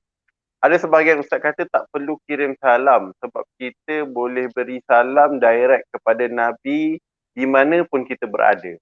Maknanya dia duduk kat Malaysia, nak sampaikan salam, tak payahlah sampaikan salam. Kau duduk Malaysia pun kau boleh bagi salam. Jadi apa pendapat Datuk tentang perkara ni? Oh, begini. Dia kita tengok dari sudut hubungan lah. Memanglah kalau kita semayang dekat sini pun kita bagi salam kepada Rasulullah SAW melalui tahiyat. Kan, lepas tahiyat kena selawat dan salam kepada Nabi. Dah jadi fardu rukun kauli dah. Boleh sampai kepada dia. Tetapi yang ni nak menunjukkan kesungguhan kita. Beri amanah kepada kawan kita yang bawa salam kita seketul tu pergi bagi Rasulullah. Lebih afdal daripada bagi salam kat sini. Hak di sini tu bagi mereka yang tak pergi. Bagi mereka yang bukan setakat tak pergi. Dia tak terlintas ada orang nak pergi. Ini ada orang nak pergi, apa salahnya bagi salam? Sebab benda ini ada di dalam syariat kita. Syariat kita memberitahu sesiapa yang pergi menziarahi Rasulullah SAW di Al-Madinatul Munawwarah, jika ada orang minta sampaikan salam, bawa salam itu pergi. Jadi kalau sudah ada maqasid syariah untuk kita rapatkan Rasulullah, kawan kita membawa salam kita pergi kepada Rasulullah, artinya kita sangat rapat dengan dia. Kalau setakat kita bagi salam dan selawat dekat sini saja, tak kisahlah kita nak pergi-pergi. Jadi kita juga tidak menghormati kawan yang pergi itu nak jumpa Rasulullah. Bila jumpa dengan makam Rasulullah, dia lagi rapat. Kita ni duduk jauh bagi salam, sampai je lah. Tapi dia tu bawa salam kita pergi. Macam orang kirim salam ni, macam orang kirim kirim surat. Dah kirim surat. Kita tulis surat, bubur dalam envelope, tak bubur stamp. Kan? Tak bubur stamp. Bubur dalam kotak saja. Boleh sampai ke tak boleh sampai? Kan? Tapi kalau kita sampai kepada orang yang nak pergi seolah envelope kita tu kita bubur stamp. Kita sure sampai punya. Begitu juga dengan orang yang terima amanah kita, dia beramanah. Dia mengaku nak sampaikan, dia sampai kepada Rasulullah, disebut nama kita, dia sampaikan. Lebih baik. Jadi saya menjawab bahawa tidak afdal memberi salam kepada Nabi hanya setakat kita baca dekat sini saja, sedangkan ada sahabat kita yang terdekat nak pergi ke Madinah, kita tak sampaikan salam. Tak afdal kalau kita sampai sini. Tak payahlah kau pergi, aku nak salam kat sini saja. Tidak afdal. Tapi boleh. Pahala diberi. Tapi tak afdal. Yang lebih afdal, kirim kat dia, sebab ini ada disebut di dalam beberapa kaedah oleh para ulama-ulama yang dulu, ulama salaf, ulama khalaf, memberitahu kepada kita bahawa hendaklah digalakkan kita menyampaikan salam kepada Rasulullah, kerana kita nak sampai ke Madinah pada ketika dulu sangat susah.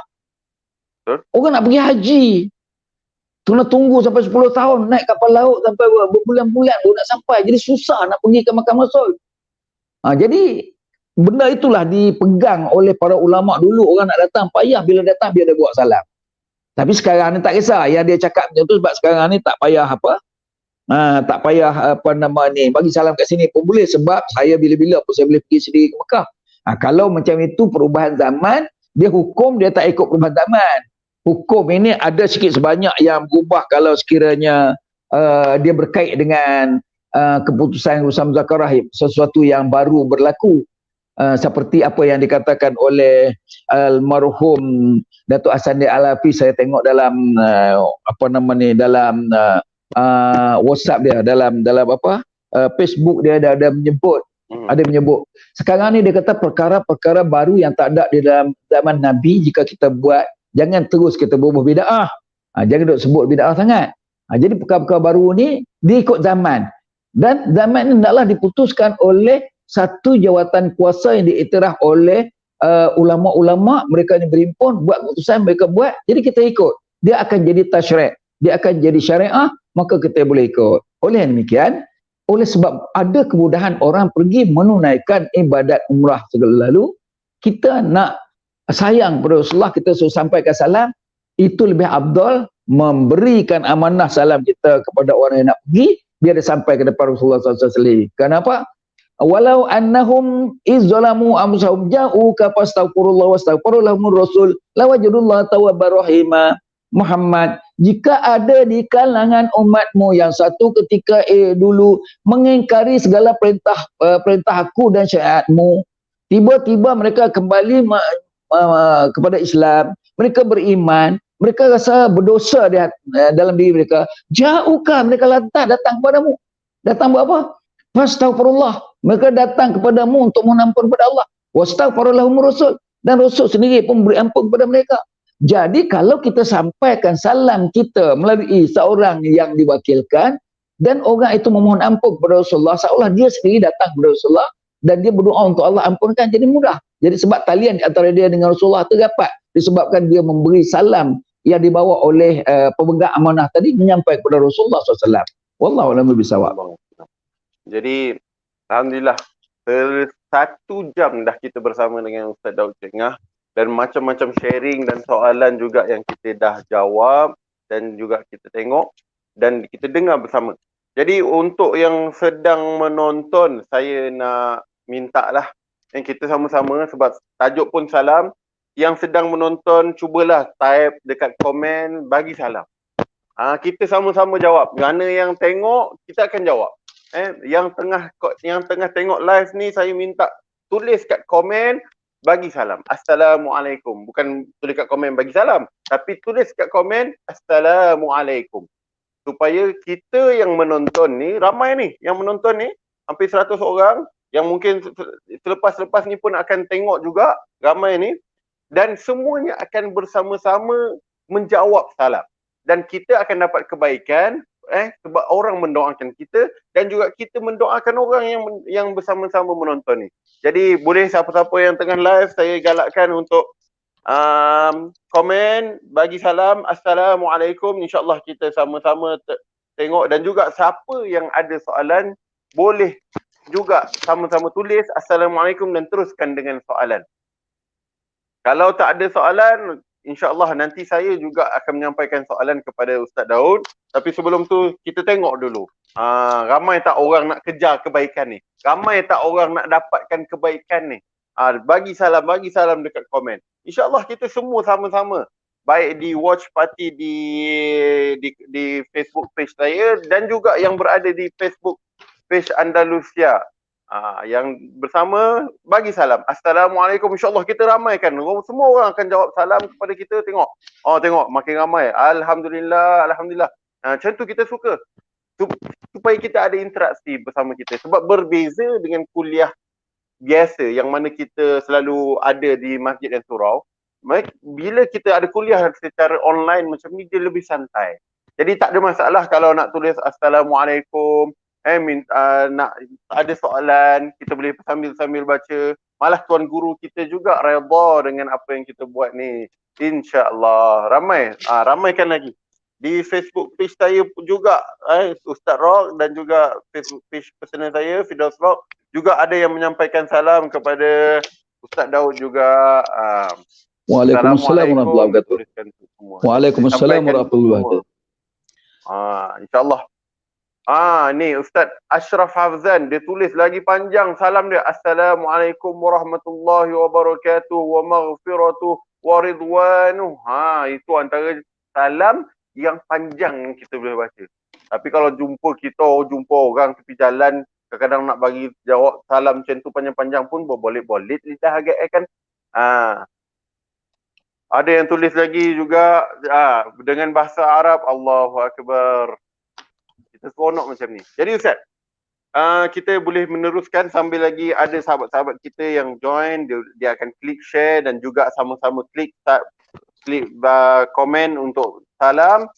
Dalam masa yang sama Ustaz, ada orang dia cakap, Ustaz, sebelum saya pergi ke Mekah, sebelum saya pergi ke Madinah Al-Munawwarah bertemu dengan baginda Rasulullah sallallahu alaihi wasallam, hakikatnya saya juga memberikan salam kepada Nabi sepanjang saya solat. Jadi bila waktu tu, itulah dia sewaktu kita tahiyat. Kan kita tahiyat at-tahiyatul mubarakatus salawatut thayyibatu lillah. Assalamu alayka ayuhan nabi wa rahmatullahi ta'ala wa barakatuh. Jadi Ustaz, adakah betul pandangan tersebut bahawa waktu tahiyat itu kita menyampaikan salam kepada baginda Rasulullah sallallahu alaihi wasallam? Okey, boleh jawab ya? Terima kasih. Boleh. Apabila kita memberi selawat dan salam kepada baginda Rasulullah dalam sembahyang, jangan lupa itu adalah merupakan fardu ain yang disebut sebagai rukun kauli. Jangan kaitkan bahawa itulah salam yang saya bagi pada Rasulullah. Jangan kait, sebab itu disuruh, diperintah kita buat, tak sah sembahyang. Jadi yang kita nak bagi salam ni, yang kita nak selawat dan salam ni ialah kena di luar arahan. Maksudnya dengan kerelaan hati kita. Tu mengapa keluar ayat Quran arahan Bismillahirrahmanirrahim. Innallaha wa malaikatahu yusholluna 'alan nabi ya ayyuhalladzina amanu shollu 'alaihi wa sallimu taslima. Mengapa? Sebab dia Allah SWT dia tak maulah kita selawat Nabi hanya di dalam sembahyang saja. Sebab itu adalah yang mengesahkan sembahyang kita yang tu. Dan yang mengesahkan sembahyang tu adalah untuk Allah SWT. Itu hak Allah. Sembahyang tu hak Allah. Salah satu rukun. Dan bila hak Allah, Allah nak ambil sikit hak Allah tu beri kepada Nabi sikit. Maka kita selawat kepada Nabi. Allah sampaikanlah salam kita, selawat kita dan salam kepada Nabi, Allah ambil salam kita tu bagi kepada Nabi. Itu dah memang dah jadi satu kumpulan dah. Dia begini senangnya. Senang saja. Kita dah berkahwin. Duduk dalam rumah semua kan. Bila duduk dalam rumah apa semua, kita dapatlah anak. Kahwin ni memanglah kan, akan dapat anak tu. Kecuali Amandul tu saya kira lah. Kemudian, takkan kita menikah dengan bini kita duduk dalam rumah, kau duduk aja lah. Makan kita tak bagi dia, pakaian kita tak bagi dia, macam mana? Dia hidup juga. Dia kalau abang tak bagi makan, aku pergi cari mana-mana pun, makanlah. Tapi abang punya makanan tak ada lah sini. Maksud saya, kalau kita menikah dengan cara yang sah, nak duduk seronok dengan bini kita, tapi tak bagi dia makan, sama seperti kita kita bersembahyang. Bila kita bersembahyang, oleh kerana dipaksa kita untuk bersalam, baru kita salam. Kalau tidak, tak payahlah. Dia bukan macam tu. Jadi, katakan dalam sebuah rumah, kita dah menikah, kita dah beli pakaian dan makanan untuk anak isteri kita dan tanggungan kita. Itu kewajipan, kena buat. Sebab itu masuk di dalam rukun. Nak duduk mawaddah dan rahmah dengan dia. Tetapi, dia ada tapi pula. Nak menyeronokkan isteri kita, bawa lah dia pergi ke kedai emas. Beli emas bagi kat dia. Bawa dia pergi ke supermarket, beli baju yang dia nak. Yang ni lah. Bukan wajib benda itu. Tapi disuruh, digalakkan kita mesra lebih dengan isteri kita. Apa jadi kepada isteri kita? Dah beli barang emas kat dia, dah beli baju cantik-cantik, pelawar dia, bawa dia pergi jalan. Apa rasa dia? Tentulah dia rasa gembira dan hubungan dia dengan kita hebat. Begitu juga dengan sembahyang. Kalau harap nak bagi salam pada Nabi melalui sembahyang saja, takbir hubung dengan Allah melalui sembahyang saja, tak payah zikir, tak payah bagi salam. Untuk Allah tak payah zikir, subhanallah, alhamdulillah, tak payah. Tak payah doa. Untuk Nabi tak payah bagi salam lain. Jadi kuranglah hubungan kita dengan dia. Sedangkan kita nak merapatkan hubungan dengan Rasulullah SAW. Jadi saya perbetulkan soalan tadi bahawa hendaklah kita perbanyakkan zikrullah sampai Nabi kata, man shalla alayya salatan sallallahu alaihi biha asyarah. Punya ganda tu dia tak cakap siapa yang semayang kepadaku dengan selawat Nabi dalam semayang ni, aku bagi ganda 100,000. Dia tak cakap. Semayang tu, selesai semayang dapatlah 10 kali ganda. Kalau semayang berjemaah 27 kali ganda.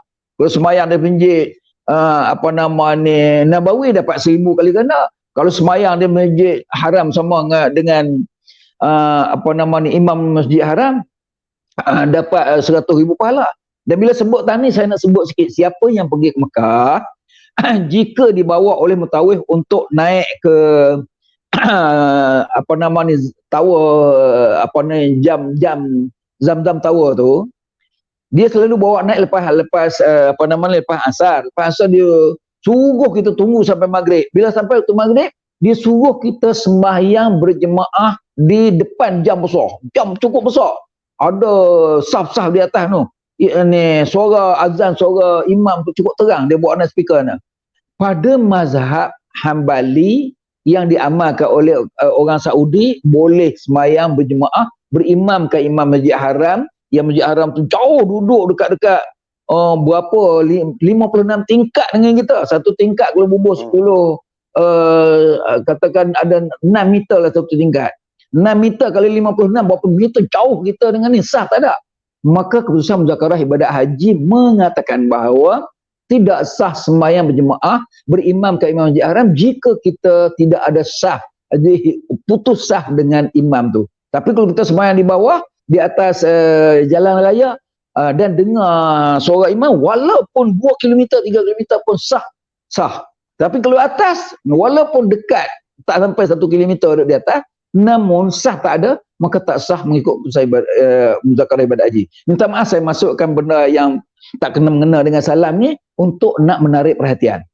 Jadi supaya benar ni kita cakap ni untuk kebaikan. Kena ingatlah, jangan main ikut saja apa yang orang Arab buat. Tak boleh, kita mazhab lain. Kita kena direct kepada keputusan Muzakarah Ibadat Haji, barulah kita mempunyai pegangan yang kukuh dengan hujah-hujah yang hebat. Kita balik kepada selawat dan sembahyang tadi. Nabi kata siapa selawat kepadaku sekali, Allah bagi 10 kali balik kat dia. Allah selawat balik kat kita. Siapa selawat kepadaku 10 kali, 10 kali selawat, Allah akan balas balik selawat kepada kita 100 kali. Siapa yang selawat kepada Nabi dalam satu tempoh, jangan hari ini buat 10, esok buat 10, dah lama 10 hari berdapat 100, tak. Siapa dalam satu tempoh selawat kepadaku 100 kali, wajabat lahu syafaati. Wajabat lahu syafaati, wajib mendapat syafaat aku. Bermaksud kata ini selawat di luar daripada semayang. Kita just express kepada Nabi 100 kali. Nabi confirm dia wajib menerima syafaat aku. Jadi jawapan yang tepat, jangan harapkan salam, selawat dan salam di dalam semayang saja untuk mengatakan kita baik Rasulullah, kita cinta Rasulullah. Dia kena ada dalam maulid Nabi pun kena selawat kepada dia, campur dengan salamnya sekali. Wallahu a'lam bishawab. Ada lagi soalan lain? Alhamdulillah. Ya, saya tengokkan. Ada lagi tak? Private chat ke live kalau comment. Tak ada, kalau ada nak ada soalan boleh ni. Okey, so far tak ada lagi Ustaz. Ustaz tak ada, saya nak sebut sikit. Saya sebut sikit lagi ya. Di dalam hadis ada menyebut apabila kita balik sampai ke rumah kita, nak buka pintu, kena bagi salam ke rumah kita yang kosong itu. Kena bagi salam. Jangan lupa. Sebab bagi sebuah rumah yang senantiasa membaca Quran di dalamnya, mendirikan semayang di dalamnya, walaupun semayang sunat, kalau kita rajin semayang di masjid, nak masuk malaikat banyak. Bukan malaikat saja, jin pun ada dalam rumah kita.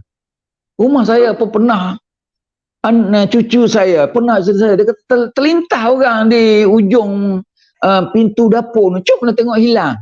Kata itu jin, biar dia ada. Atuk dah pesan dah, wahai jin, kau nak duduk sini, duduk. Tapi jangan ganggu sebab saya dah beli dah tanah ni, saya dah buat rumah. Hak saya dah. Kau nak tumpang-tumpang dalam masalah. Jangan usik kami, jangan ganggu kami sudah. Tak ada masalah sampai sekarang. Kan? Jadi dalam rumah kita ada malaikat. Ada malaikat. Ada apa nama ni, hadis yang ni, saya tak ingat hadis tu tapi ada. Apabila anda masuk ke dalam rumah, jangan masuk begitu saja, kena bagi salam. Saya ingat dalam Al-Quran pun ada, tapi saya tak sempat nak cek duduk tak mana sebab tak bawa rujukan Al-Quran. Quran ada tapi apa nama ni, indeks untuk rujuk tu saya tak bawa. Namun ada, apabila kita masuk ke dalam rumah kita, bagi salam walaupun orang tak ada, kerana malaikat ada menunggu. Jadi kalau kita tengok dari cara nak bagi salam tu, Ustaz? Sebutan cara dia sebenarnya macam biasalah, masuk rumah dah buka pintu, Assalamualaikum ya ahlad dar, salam kepadamu wahai orang yang duduk dalam rumah ni, ahlad dar kan. Kalau tidak, Assalamualaikum warahmatullahi wabarakatuh, cukup. Dengan ni hati, Allah aku bagi salam kepada malaikat. Sebab malaikat senantiasa ada dalam rumah kita. Bila kita banyak bagi salam kepada dia, dia akan, malaikat ni banyak malaikat rahmat. Bila dia malaikat rahmat, apa rahsia dia? Rahsia dia apa kita bagi salam? Jika sesuatu musibah yang nak kena kepada kita, kita selalu bagi salam kepada malaikat. Malaikat ini akan bantu dia tuiskan kita, dia elakkan kita daripada kena musibah tu. Musibah tu pergi tempat lain. Kalau saya nak bercerita tentang pengalaman begitu gini, saya takut saya jadi unjuk pula, riak nak bercerita benda-benda kebaikan pada orang apa yang kita buat. Tetapi memandangkan kepada pengalaman yang banyak, Tuhan bagi sikit banyak keberkatan kepada saya luahkan ke sini supaya orang boleh ikut kalau dia baik. Kalau tak baik, jangan ikut. Senantiasalah buka pintu bagi salam, malaikat akan bantu kita. Ya, dia akan bantu kita. Saya banyaklah. Pertama, saya dah tua-tua ni selalu kehilangan kunci. Kadang-kadang purse pun ni. Jadi bila dah hilang, cari dekat setengah jam, 2 jam tak jumpa, saya duduk di atas katil. Di sebelah katil tu ada tikar semayang. Kadang-kadang duduk tikar semayang, saya selawat kepada Nabi sikit sebanyak. Senang je permintaan. Yalah Tuanku, pulangkan balas balik, berikanlah ingatan balik mana barang yang aku letak. Kalau kau tak ingat kepada aku, ingat kepada isteriku supaya dia tolong mencari. Kalau tidak, kepada siapa keluarga dalam ni. Jadi duduk tak lama, dia jumpa dah. Isteri kita jumpa. Kadang-kadang tu terlintas, Allah, aku balik tadi, aku letak benda di sini, pergi cari, memang ada. Itu satu pada benda yang kecil. Jarang kata hilang, tak jumpa langsung. Kecuali terlupa tu lain. Barang-barang terlupa tu lain. Macam saya semalam nak pergi buat rancangan di TB Hijrah, terlupa handphone kat sana. Sebab ada seorang kawan ambil handphone, dia tangkap gambar, dia letak tempat lain. Jadi saya nak balik, ambil buku, ambil beg semua, naik kereta, balik ke rumah. Cari handphone tak ada. Tinggal. Sampai ke rumah suruh menantu saya telefon balik nombor ni. Tak mana tinggalan kereta. Bila telefon, orang yang jumpa telefon jawab balik. Yang sama-sama dekat rekaman tadi, dia jawab balik. Dia kata besok pagi saya hantar kat Bangi. Dia kata Ustaz tunggulah di mana-mana. Kan? Itu terlupa, tak boleh nak buat apa. Tapi kalau tersilap letak barang lupa di rumah yang memang kita ingat kita bawa, insya-Allah malaikat akan ingatkan kepada kita. Dia akan bantu. Itu satu. Banyak benda lain lagi. Banyak benda lain yang jadi rahsia. Sebab itu saya, bila hujung saja saya baca doa dalam tiap-tiap semayang, saya selalu minta yang ni. Rabbana atina min ladunka rahmatan wa hayyi' lana min amrina rasyada. Dalam Ustaz. Takut ada yang di kalangan penonton kita ni dia nak rakam atau dia nak tulis. Kita bagi masa sikit untuk doa yang Ustaz tu. Siapa yang tengah ready tu boleh ready dah ambil pen, dah ambil kertas, dengar elok-elok, dengar doa dan tips daripada Ustaz ni dan kemudian kita boleh amalkan. Okey, boleh? 1, 2, 3. Okey Ustaz, doa dia balik semula Ustaz. Saya penghujung doa saya di tiap-tiap semayang sebelum Rabbana atina fid dunya hasanah, saya minta ni. Rabbana atina min ladunka rahmatan wa hayyi' lana min amrina rasyada. Doa siapa tu? Kalau tak salah dia adalah merupakan doa Nabi Nabi Musa. Nabi Musa minta rasyada, minta Allah tunjukkan. Sebab Nabi Musa ini dia lidah dia pendek sikit, dia tak dapat cakap dengan fasih. Dia sendiri mengaku. Mengapa lidah dia tak berapa fasih bercakap? Sebab tu dia minta, bawalah Nabi Harun lebih fasih cakap kepada aku untuk berjumpa dengan Firaun. Mengapa? Nabi Musa ni waktu dia umur 7 bulan, Fir'aun ni mengatakan ini budak lelaki yang akan musnahkan kerajaan kita. Tapi Zainab, isteri Fir'aun yang pungut Nabi Musa ni, dia kata budak kecil mana tahu apa. Tapi dia kata dah mula dah tarik janggut aku begitu gini. Budak kecil mana tahu. Nak tahu dia ni bijak ke tak bijak ataupun ni semua, kita uji dia. Ambil buah apple merah letak di dalam pinggan, ambil bara api yang merah letak dalam pinggan, letak sebelah. Kita lepas suruh dia merangkak pergi. Masa itu dah boleh merangkak dah. Dia nak pegang yang mana. Jadi Nabi Musa ni terkam-terkam pergi, dia nak ambil buah apple. Tapi apple tu merah saja. Dia tengok api ni ada klik-klik. Dia pergi pegang api, terus masuk mulut. Allah memberi mukjizat kepada dia. Dia pegang api, tangan dia hancur sikit dan dia makan. Bila dia makan, lidah dia jadi pendek sikit. Maklum makan api, dia lepas balik. Maka kata Asyah, bukan Zainab, Asyah berkata kepada isteri Fir'aun, kepada Fir'aun, tengok bang, kalau sekiranya budak ini cerdik, takkan nak pegang api makan. Tengok sekarang tangan dia dah rosak, lidah dia semua. Dan dibawalah lidah dia tu. Sebab itu apabila Nabi Musa, ini cerita, minta maaf lah penonton sekalian, ni kisah. Apabila Nabi Musa selepas kahwin dengan anak Nabi Syuaib, dia minta izin ke Nabi Syuaib nak pergi berjumpa dengan mak dia balik ke dekat di Mesir. Maka dia berjalan melalui satu wadi nama Muqaddasitwa. Maka di situ dah malam. Bila malam dia nampak api. Bila dia nampak api, dia dah teruja dengan nampak api ni. Bila nampak api dia terdiam. Jadi kita ni dah malam, dia cakap kat isteri kita. Kita ni dah malam. Mungkin kita boleh ambil api ni, kita berdiam daripada sejuk kan, dan kita boleh ambil buat pelita lah untuk kita berjalan lagi kalau nak jalan malam macam ni. Bila dia pergi dekat dengan api tu, teruslah di sana keluar suara, aku adalah Allah, ya, Anallah. Dia kena cek balik dengan ini, ada ayat Quran dia. Kemudian dia kata, sebelum itu dia tanya dulu, Musa, apa yang berada di tangan aku ni Allah? Apa yang ada dalam tanganmu? Musa kata, hiya asaya atawakka'u biha wa asyu ala wanai wa hiya fi ma'arib ukhra. Aku pegang tongkat ini untuk kegunaan menggunakan untuk aku bertongkat di atasnya. Sedangkan dia muda lagi, umur 30 lebih. 30 dia pakai tongkat.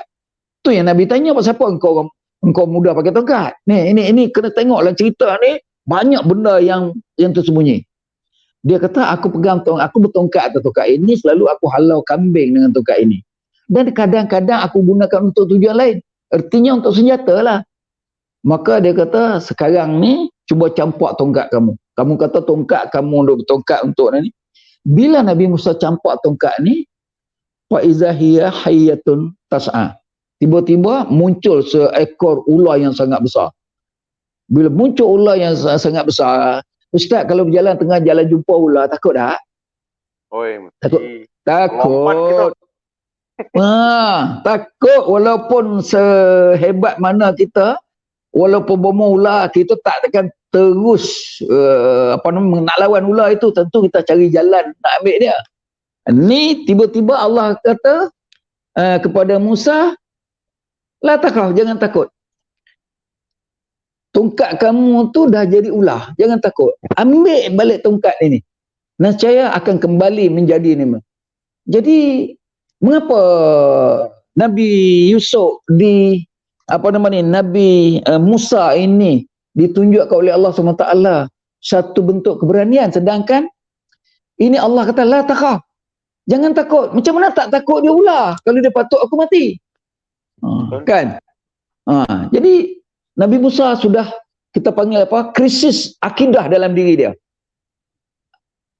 Ular ini berbahaya, kalau aku tangkap dia patut aku belik, sedangkan ular ini daripada tongkat aku bertukar jadi ular. Sedangkan ketika itu Allah nak buktikan bahawa Allah berjaya menjadikan tongkat itu sebagai seekor ular. Dia pegang balik jadi bagus. Bila dah pegang balik jadi bagus, dia kata apa?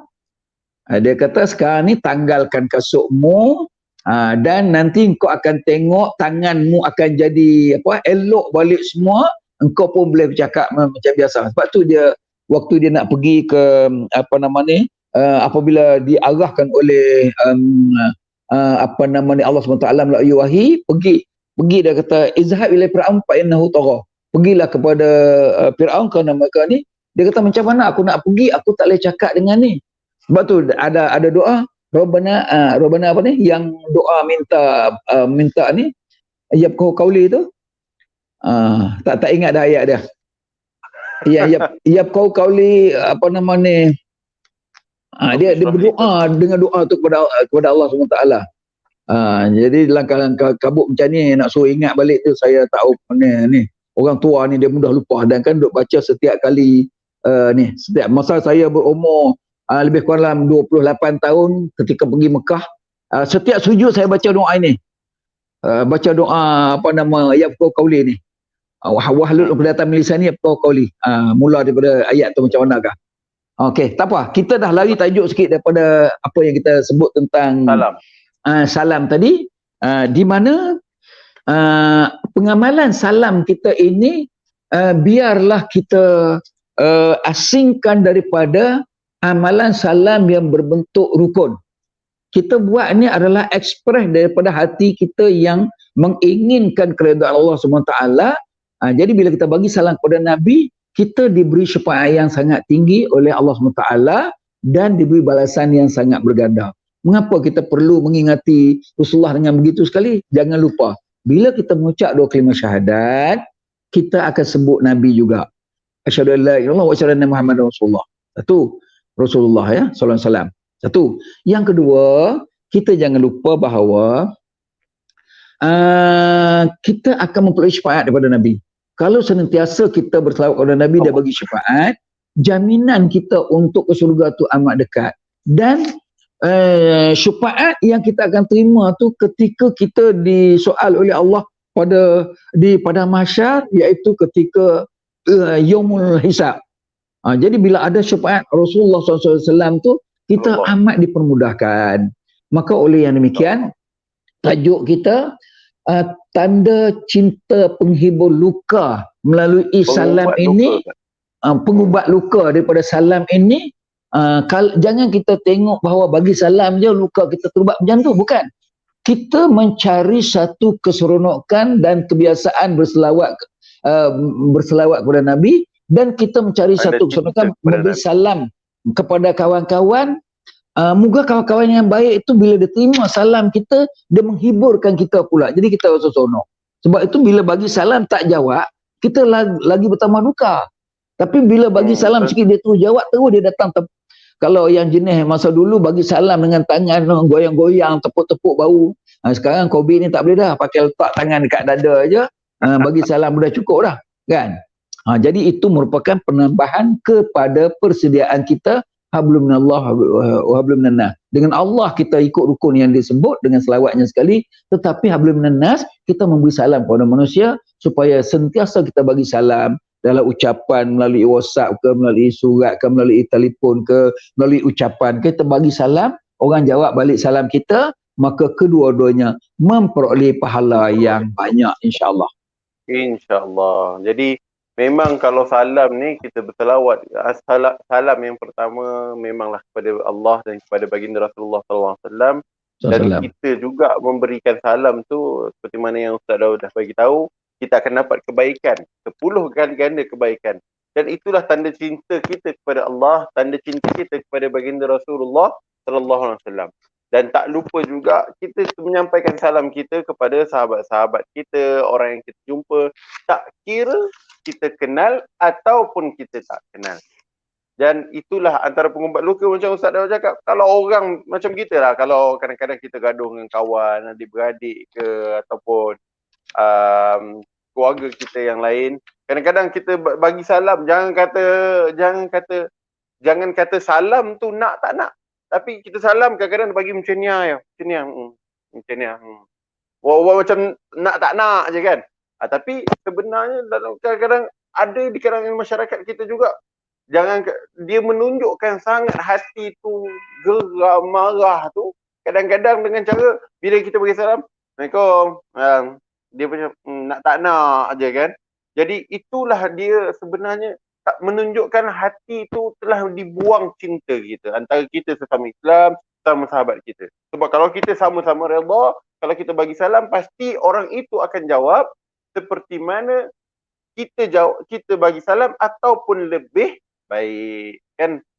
Jadi Ustaz, kita ada lagi setengah jam insyaAllah, dan Alhamdulillah kita punya penonton dan share kita di Facebook yang saya tengok hari ini kita dapat share yang sangat ramai, hampir 400 orang. Subhanallah, ramai. Terima kasih kepada yang share.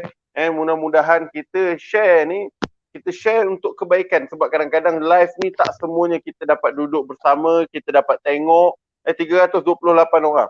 Tak semuanya kita dapat tengok sepenuhnya. Tetapi sekurang-kurangnya kita sampaikan kebaikan, mungkin ada orang lain dapat menonton sekali dan dapat bertanyakan sesuatu. Walaupun mungkin tak ramai yang nak bagi soalan lagi. Kalau ada nak tanya soalan berkenaan lain pun dialu-alukan. Ya, Waalaikumsalam warahmatullahi wabarakatuh. Kalau ada nak sebarang soalan boleh juga disampaikan walaupun tak kena dengan tajuk kita. Mungkin ada berkait sebab kita pun Ustaz tak lama lagi kita nak haji dah ni Ustaz. Patutnya kita sama-sama terbang tahun ni Ustaz untuk pergi menunaikan haji, pun ramai sedih. Ramai sedih yang mana ramai yang kalau boleh nak menyampaikan salam kepada baginda Rasulullah sallallahu alaihi wasallam waktu haji ni. Dan kita nak menyampaikan, kita nak menunjukkan kita dapat bertalbiyah, kita dapat berzikir, kita dapat mengucap hajar aswad, kita dapat semuanya dapat menjadi tetamu Allah sewaktu haji, tapi kita diuji, ya.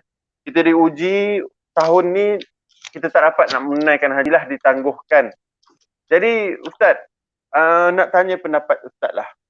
Mungkinkah ada amalan-amalan tertentu? Adakah orang yang sekarang ni jemaah-jemaah yang sedang bersedih?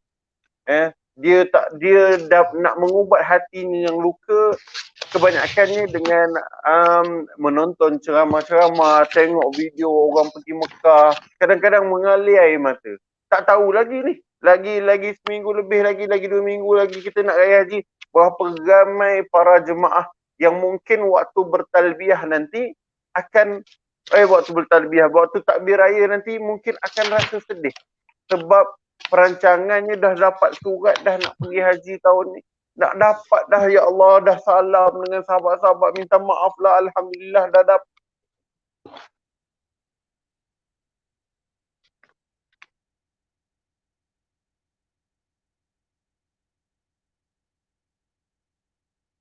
Sedikit gangguan.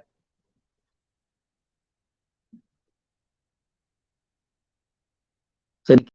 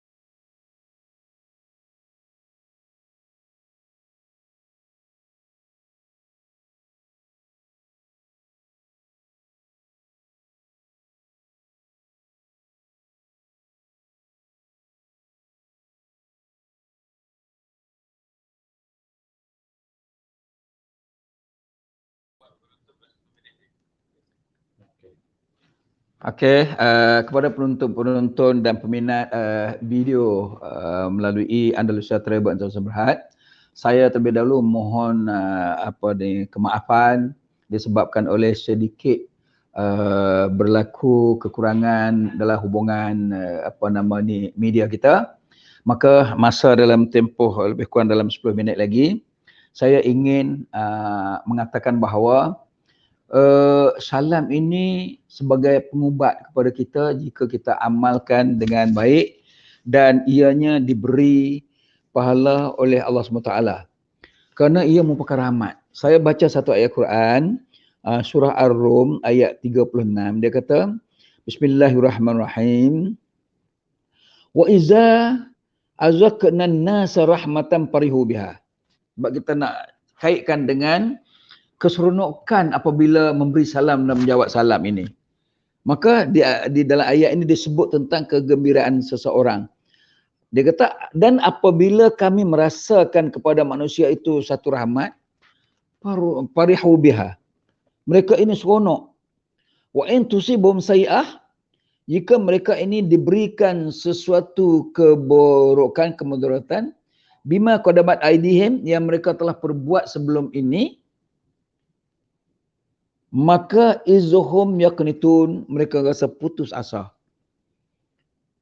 Rasa putus asa mengapa? Kerana dia tidak prihatin dengan perkara-perkara sunat yang patut kita ada hubungan baik dengan manusia, khususnya melalui salam.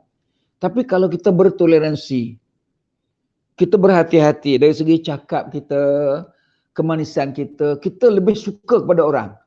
Saya dalam pengalaman hidup saya ni, saya cuba menghilangkan perasaan tak suka tengok orang. Kecuali yang berbentuk jahat, yang berbentuk kasar, lepas tu terasa di hati, apalah orang ni teruk sangat. Namun, bila saya berjumpa dengan seseorang, saya rasa saya ingin memberi penghormatan kepada dia. Kita nak beri penghormatan kepada dia sebab kita rasa mungkin kerana dia bersikap menyentuh, maka kita ada di depan dia. Pasal apa tak jadi depan orang lain? Jadi Allah menghubungkan di antara dia dengan kita itu bagi tujuan kita berfikir. Maka saya sentiasa nak buat baik dengan semua orang. Nak buat baik dengan semua orang. Hingga sampai ada orang-orang yang mengambil kesempatan apabila kita nak cuba nak buat baik dengan orang, ambil kesempatan. Apa kesempatan dia? Kesempatan dia minta pertolongan, kita bagi pertolongan. Ada yang datang berhutang dengan kita oleh sebab dia nampak kita baik dan kita toleran, minta hutang. Bagi-bagi hilang, tak balik-balik dah. Telefon pun tidak, cari dia pun tak jumpa, handphone dimatikan. Nampak tak? Jadi kalau macam itu, macam manalah kita boleh anggapkan bahawa salam itu mengubat duka. Nak bagi salam dengan dia pun dah tak boleh, dia dah hilang. Duit kita dah sapu. Yalah, kalau kita rujuk tengok pada Al-Quran, Al-Quran kata apa? Al-Quran kata, panadhiratun ila maisyarah, tunggu sampai dia senang. Wa anta saddaqu khairul lakum, kalau kamu bersedekah senang bagimu. Tapi kalau sampai 20,000, 30,000, sedekah apa macam tu? Tak kira lah walaupun 300, hutang tetap hutang. Kita kesian dekat dia, kita ni insya-Allah lah boleh hidup juga lagi. Dia ni kalau mati besok dengan tak berhutang, tak bayar dekat orang, dia tak ingat. Jangan ingat orang yang kita minta ambil hutang dekat dia tu dia kaya, ada duit banyak. Okey, tak boleh. Sebab dia ada dua benda yang bersangkut. Ni kaitkan dengan salam penghibur duka ni, ada dua benda yang tersangkut dengan hutang. Satu, hadis Nabi mengatakan, dia kata apa? Al-mayyitu mu'allakum fi qabrihi bidainihi. Roh seseorang mati baru naik ke langit, baru naik, bukan ke langit lah, naik ke hadrat Allah, pahala dia tak ikut serta, dia tergantung di antara langit dengan bumi. Mengapa? Kerana hutang. Kerana hutang dia tak bayar, sengaja tak bayar sampai dia mati. Jangan haraplah pahala kebaikan dia sampai ke hadrat Allah, kerana awal lagi dia dah tak betul dah. Dia tak betul kerana tak mau bayar hutang, hati dia memang teruk. Jadi sebab tu kita nak orang yang suka memberi salam ni dia sedar kepada keinsafan agama. Suka memberi salam artinya dia keprihatin kepada agama, dia mengikut syariat yang betul, capai maqsud syariah, hidup berjiran dan hidup hubungan di antara satu sama lain. Yang kedua, apabila dia mati besok, orang yang memberi hutang kepada dia ini, dia akan tuntut di padang mahsyar. Katakanlah orang yang berhutang ni tiba-tiba dia nak masuk syurga. Di depan Allah bila selesai pemeriksaan, sekaligus tengok kebaikannya banyak, tinggi. Tapi bila dia nak berjalan masuk ke syurga, nak meniti siratal mustaqim, tiba-tiba orang yang memberi hutang kepadanya datang kepada Allah SWT melalui malaikat. Dia kata, Tuan, berhentikan orang ni, jangan terus bagi dia masuk syurga. Kenapa? Dia ni hutang saya ni. Betulkah? Balik, buka balik, tengok file-file kita. Tulisan belah kiri kita yang berhamburan tu, ayat 13 dalam surah Isra ada sebut tentang tulisan kiri kanan kita tu dihemburkan oleh Allah SWT, kita pilih sendiri yang mana baik yang buruk. Tengok belah baik ni banyak, yang belah buruk ni sikit. Tapi di dalam sebelah buruk yang sedikit, ada satu benda yang dia tak perasan, dia hutang orang tak bayar. Cek balik tulisan yang buruk ni, pada sekian ribu lah, you hutang tak bayar sampai mati sampai sekarang. Okey, maka Allah kata, ambil pahala kebajikan yang ada daripada dia banyak tu, pulangkan balik kepada orang yang memberi dia hutang.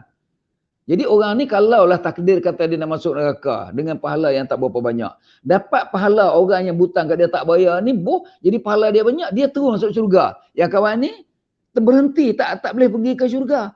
Mengapa tak boleh pergi? Sebab dia kena ambil selesaikan hutang dia tu dengan kebajikan yang baik yang nak masuk ke dia ke syurga, bagi balik kepada orang ni. Bukan seorang, tiba-tiba orang lain pula datang minta. Maka Nabi kata, inilah orang yang benggerak di akhirat. Dia kata orang yang muflis di akhirat. Ambil segala kebaikan dia, bayar kepada orang yang dia buat naya dulu, yang dia hutang tak bayar dulu.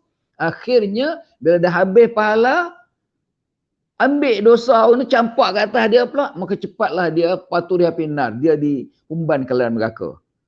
Jadi walaupun tajuk berkenaan hutang ni dia tak kena-mengena sikit dengan tajuk apa yang kita panggil memberi salam, memberi kebahagiaan ini, tetapi cukup untuk kita bagi tahu bahawa tajuk kita salam ini menghapuskan duka, memberi kita kegembiraan. Rajin salam macam mana pun, tapi kalau benda yang jadi fardu seperti hutang tak bayar, jangan harap sangatlah kita nak mimpi syurga Allah SWT, kerana kita sebenarnya orang yang tak baik. Orang yang suka kalau kita cakap bahasa yang kasar, menipu. Nabi kata, maghwasya falaisa minni. Orang yang menipu bukan umat aku dah. Jadi dia pun tak mengaku umat, macam mana nak jumpa dengan Nabi untuk bagi syafaat? Jumpa dengan Allah terajang masuk neraka lah. Itu dia. Dan kita balik kepada salam lah. Kepada salam, untuk konklusi dalam tempoh 2 minit lagi ni, saya nak kata macam ni. Memang salam itu amat digalakkan jika kita mengamalkan salam dengan harapan orang yang kita bagi salam hidup dalam kebahagiaan, maka secara automatiknya kita menghubungi silaturahim. Bila menghubungi silaturahim di antara kita, amat banyak sekali pahala yang kita dapat. Ya, amat banyak sekali. Sebab dalam sebuah hadis dia kata, Nabi bersabda, riwayatkan oleh Fadlah bin Ubaid. Nabi kata, ala ukhbirukum bil mu'min. Mau tak aku cerita kepada kamu dengan sikap seorang beriman? Al mu'minu man aminahu an-nasu ala amwalihim. Seorang beriman itu manusia seronok dengan keimanannya berdasar kepada harta mereka. Wa anfusihim, dan jiwa mereka. Jiwa suka menghubungi orang, jiwa suka bertoleransi dengan orang, bertolak ansur. Wal muslimu, dan orang Islam, man saliman nasu min lisani wa yadi. Orang Islam itu orang yang mensejahterakan manusia lain dengan percakapannya. Artinya kalau dia suka memberi salam, cakapan salam tu membahagiakan. Wa yadihi, dan suka menolong orang dengan tangannya. Wal mujahidu man jahada nafsahu fi taatillahi wa ta'ala. Orang yang bermujahadah ke jalan Allah adalah orang yang bersungguh-sungguh memaksa dirinya dalam taat kepada Allah SWT. Apa yang Allah suruh dia taat betul-betul. Wal muhajiru man hajara dzunuba wal khotoya. Dan orang muhajir kalau dia tak pergi berhijrah ke mana, dia berhijrah meninggalkan perkara-perkara dosa dan juga kesalahan. Dia elakkan kesalahan. Kalau masih dia buat lagi, dia tidak berhijrah sebenarnya. Maka dengan kata-kata itu, marilah kita mengamalkan salam yang menjadi penghibur duka kita, yang memberi kesukaan banyak kepada kita, yang orang suka kepada kita, kita suka kepada orang melalui salam. Semoga kita diberi kebahagiaan oleh Allah SWT, sama seperti kita pergi sembahyang berjemaah. Di rumah pun kita sembahyang sah, tapi sembahyang jemaah banyak pahala kita bagi kerana ada orang lain di sebelah kita. Ada imam, ada Bilal, ada makmum, ada lagi kawan-kawan kita kelompok yang sembahyang bersama. Walaupun dalam keadaan COVID yang sekarang ini diringankan, dimudahkan sikit untuk sembahyang Jumaat, kita ambillah kesempatan untuk melaksanakannya. Dengan kata-kata itu, maaf banyak-banyak. Dan saya nak kempen sikit bahawa marilah berdaftar dengan Andalusia Terlibat Antuan Berhad, di mana pendaftaran ialah dengan tidak perlu membayar pendahuluan. Maka kita mendaftar sampai pilih mana-mana tarikh kita nak mulai pada tahun hadapan lah. Kita pilih dulu, oleh sebab daftar tak payah bayar ni, daftar sajalah insya-Allah ya.